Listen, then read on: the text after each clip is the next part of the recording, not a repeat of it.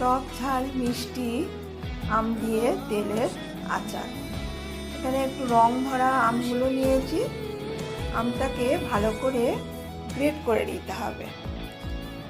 আর সর্ষেটাকে আমি পেস্ট করে ছেঁকনি দিয়ে ছেঁকে নিয়েছি। তারপর তার মধ্যে কাঁচা লঙ্কা, শুকনো লঙ্কা, পরিমাণ মতো লবণ আর বেশ কিছুটা চিনি দিয়ে এটাকে আবার পেস্ট করে নেব।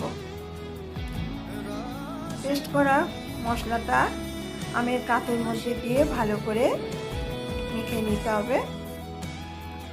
ভালো করে মেখে নেওয়ার পর কড়াই সর্ষের তেল দিয়ে দিলাম একটু গুঁড়ো লঙ্কা, কালারের জন্য অল্প একটু হলুদ।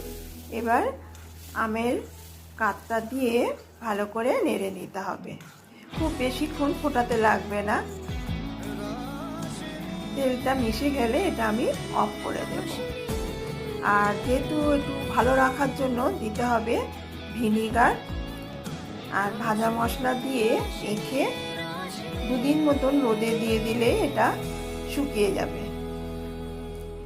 একটু শুকনো শুকনো হলে তারপর এটা তেলের আচারটাকে বানাতে হবে। আমি রোদে রেখে দিয়েছি। আর এখানে একটা ভাজা মশলা করে নিয়েছি। আমের কাতটা এরকমভাবে শুকিয়ে নিতে হবে। কড়াই সর্ষের তেল দিয়ে দিলাম 5 ফোড়ন, শুকনো লঙ্কা, তেজপাতা, অল্প একটু কাসুরি মেথি, হিং,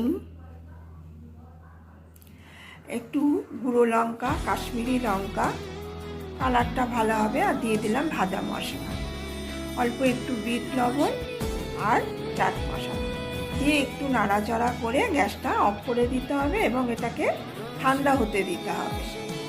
এবার এই শুকনো আমের কাপটাকে শিশির মধ্যে দিয়ে,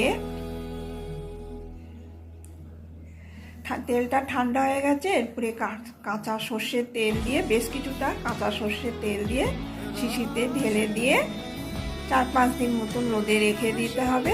এইভাবে বানিয়ে ফেলুন টক ঝাল মিষ্টি আমের তেলের আচার। ভাত, রুটি, মুড়ি দিয়ে তো অবশ্যই খাওয়া যাবে। আর কমেন্ট করে জানান কেমন হয়েছে। লাইক আর শেয়ার করতে ভুলবেন না। আরও অন্য রেসিপি দেখতে চাইলে সাবস্ক্রাইব করে দেবেন প্লিজ।